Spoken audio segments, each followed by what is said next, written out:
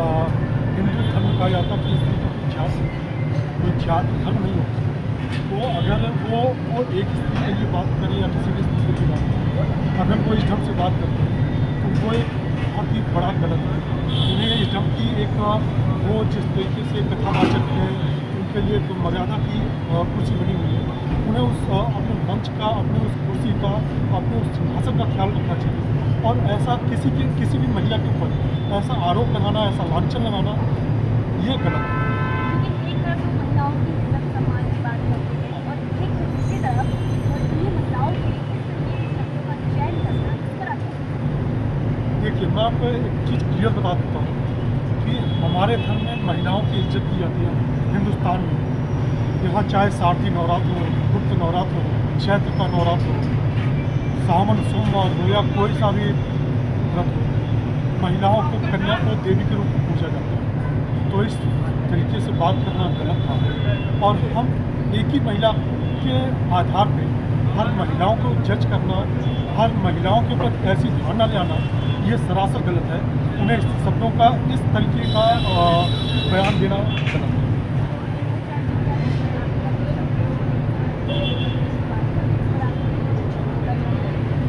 देखिए, अनिताचार्य जी को तो मैं ऐसा कुछ भी नहीं बोलना चाहूँगा। भाई वो एक संत समाज से बिलोंग करते हैं, वो एक पंडित हैं, कथावाचक हैं। लेकिन हाँ, इस ढंग की शैली का इस्तेमाल जो है वो न करें तो वो ज़्यादा ही अच्छा होगा, क्योंकि बहुत सारी चीज़ें हैं जो आपके करियर में, आपके भविष्य में कहीं ना कहीं बाधित हैं। करियर की बात जो आपने की है, तो करियर एक करियर के लिए चयन किया है जो आपको पसंद है, लोगों को अच्छे से बोली देती है, कथा सुनाते हैं, ऐसे में वो एक संत होकर के मेरे मन से महिलाओं के लिए गलत शब्द का इस्तेमाल करते हैं।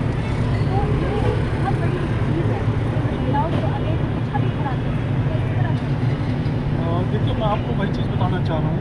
वो एक साधु हैं, संत हैं, वो कथावाचक हैं, वो भगवान राम के कथा सुनाते हैं। मर्यादा, भगवान राम को मर्यादा पुरुषोत्तम कहा गया है। तो अगर किसी के भी प्रति आप गलत बयान दे रहे हैं बिना किसी जांच के, सिर्फ एक महिला की वजह से आप सारी महिलाओं को उसी धारणा में ले आ रहे हैं, तो ये एक गलत है और वो अपनी मर्यादा का उल्लंघन कर रहे हैं।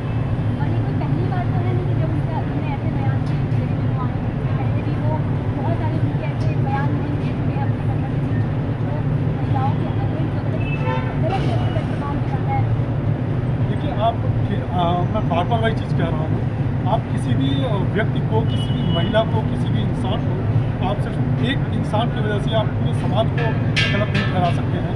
उसमें करने के पीछे क्या कारण है, आप मान लीजिए अगर एक इंसान गलत है, ठीक है, लेकिन खुले मंच से इस ढंग का बयान देना वो सरासर गलत है, वो उस व्यक्ति का अपमान है।